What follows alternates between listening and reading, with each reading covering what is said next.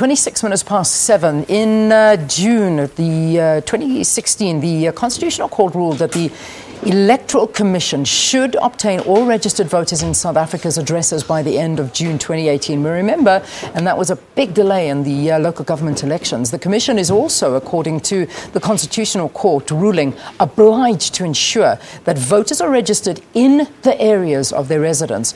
Since this ruling, about 3 million out of 26 million registered voters still have outstanding addresses.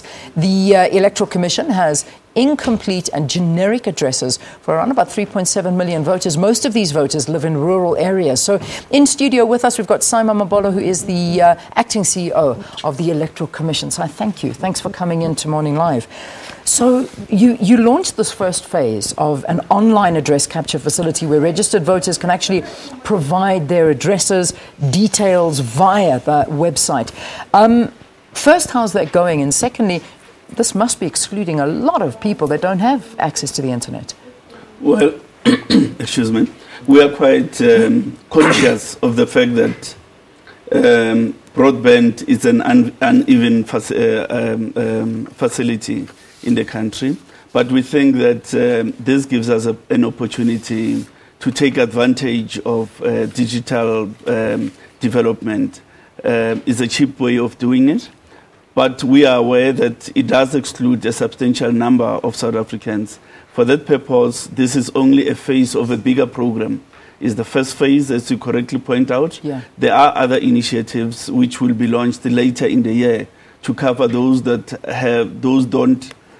don't have access to broadband. Okay, so that is going to be, and how is that phase going to happen? I mean, what are you going to do during that particular period?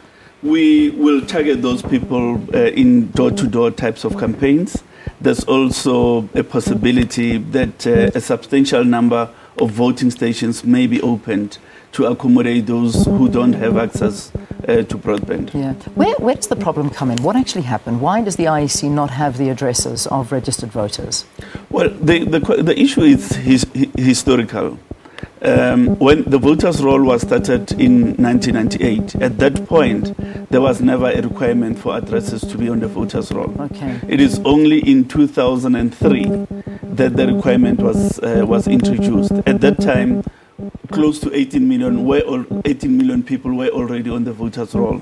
So we were trying to deal with the shortfall that we created from 1998. Yeah. So what happens if a voter changes addresses between now and the elections and they've already got their address in the system?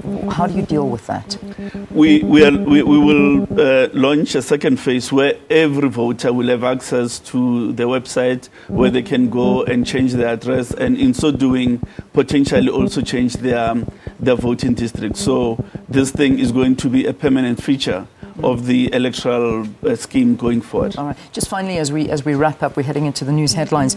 How far are you in terms of reaching this deadline of June 2018? It is around the corner when it comes to such a mammoth task. It is not far, but remember our shortfall was 7 million last year. Yeah. When the court said it has been reduced to 3 million. So there's been significant progress. Great. However, we are not there yet, and we have a commitment to meet the deadline of the Constitutional Court. So in that period, you've managed to capture 4 million addresses. Indeed. Yeah. All right. Good. Well, thank you for coming in. So if people want to find out more information, if they want to register online, they go to the IEC website? They go to the IEC website, and there's a button there that says submit an address. Okay. And then you are going to embark on that second phase of people that are not registered. You will personally, well, not yourself, but the IEC will go and capture those addresses. Exactly, by targeting people in their homes and possibly opening voting stations. All right, thank you for the update. Thanks very, very much. Big elections coming up, as you know.